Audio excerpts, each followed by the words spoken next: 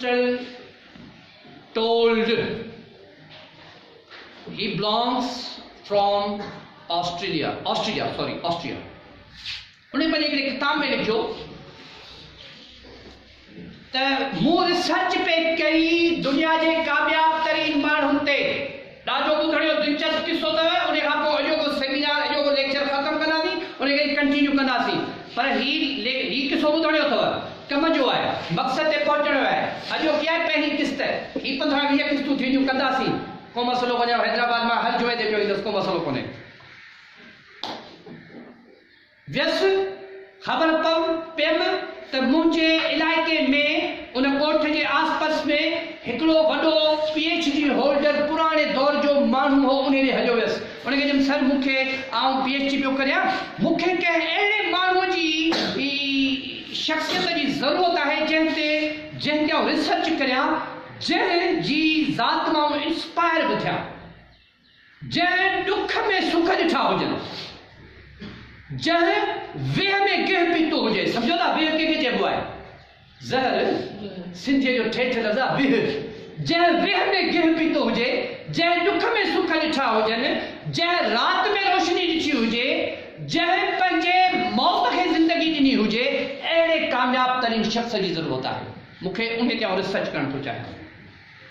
उन जस्ट मूं वटि चजो को ॾींहुं छॾ, सुभाणे अची जाओ। सोचां थो मुंहिंजी हाणे उमिरि 80 साल आहे, मुंहिंजी ज़िंदगी में घणा आया आहिनि। बहरहाल उन ॻाल्हि खे शॉर्ट मुख़्तसर कंदा था हलूं। ॿिए ॾींहुं उहो वियसि, उनखे चई हा फलाणे शहर में वञ, उते हिकिड़ी नर्स अथई, उन नर्स खे उते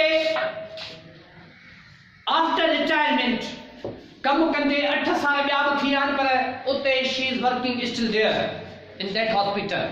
उते वञ।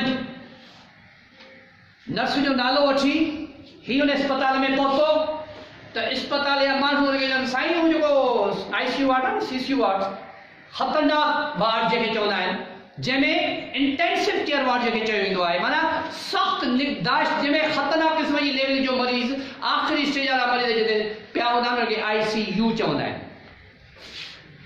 ओॾे ई उन जी ड्यूटी थो वञो। ऐं नालो पुछी थे वियसि। वठमि त ॾिठमि त हिकिड़ी अछनि वारनि सां औरत आहे, जेका बसि जोड़ में लॻी पई आहे, वठ वठा में लॻी पई आहे।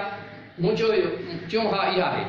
मूं चयो इन खां पोइ मूंखे टाइम न थो चए, 8 कलाक तो ॻाल्हाईंदी कान, 8 कलाक तूं इंतज़ारु करे रहियो, वरी ड्यूटी हाणे शुरू थी आहे। 8 कलाक ऐं वेही न, जीअं ई उहे 8 कलाक गुज़रिया त वरी बि कान आई। 4 कलाक ॿिया गुज़रिया, वरी बि कान आई।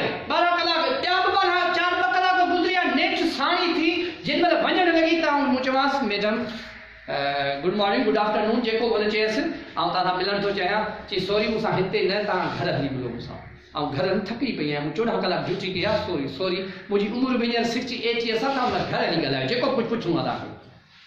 चए हूअ बि हली, ऐं घर वियोसांसि त हुन ॾकंदड़ हथनि सां तालो खोलियो। 68 जी एज में ॾकंदड़ हथनि सां तालो खोली, घर खोली त घर में केरु कोन हो, पाण अकेली। पोइ चयोमांसि तव्हां अकेला था रहो? तो ख़ुशि जी हा। छो? मुंहिंजो न बसि ईअं वियो, कालो चांहि काढ़िया, भई चांहि जा 2 कप ठाहे आई, हिकिड़ो पाण रखी, हिकिड़ो मूंखे ॾिनई। चयोमांसि आउं तव्हांजो इंटरव्यू वठणु आयो आहियां। मूंखे पहिरीं तव्हां इहो ॿुधायो त तव्हां 14 कलाक कमु कयो हिन एज में, तव्हां इन जॉब आहियो? त चई न आउं इन जॉब कोन आहियां, ऐं 8 साल अॻे गवर्नमेंट मूंखे रूल्स तहत 60 इयर्स जे एज तहत आउं रिटायर थी चुकी आहियां, पर आउं इन वार्ड में कमु करणु वेंदी आहियां डेली। मूंखे परमिट आहे, मूं परमिशन वरिती आहे ऐं गवर्नमेंट मूंखे परमिशन ॾिनी आहे। छो तव्हां वेंदा आहियो? चए स्टोरी वॾी आहे मुंहिंजी, तुंहिंजे टाइम अथई त ॿुध। चई आउं ॿुधणु आयो आहियां। चए ॿुधणो इहो आहे त जॾहिं आउं 20 साल जी हुअसि तॾहिं मूं नर्सिंग ज्वाइन कई ऐं हिन अस्पताल में आयसि। माना जेका इज़त उन खां 48 साल अॻु हुन अस्पताल में एज ए फीमेल नर्स तौरु ज्वाइन कयो।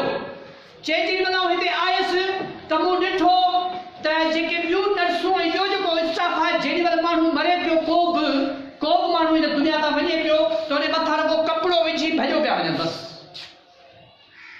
मूंखे सोचाई ख़्याल आयो त यार बकरीम ही मखदूम ही कंहिंजो पीउ हूंदो जे कंहिंजो पीउ हूंदो त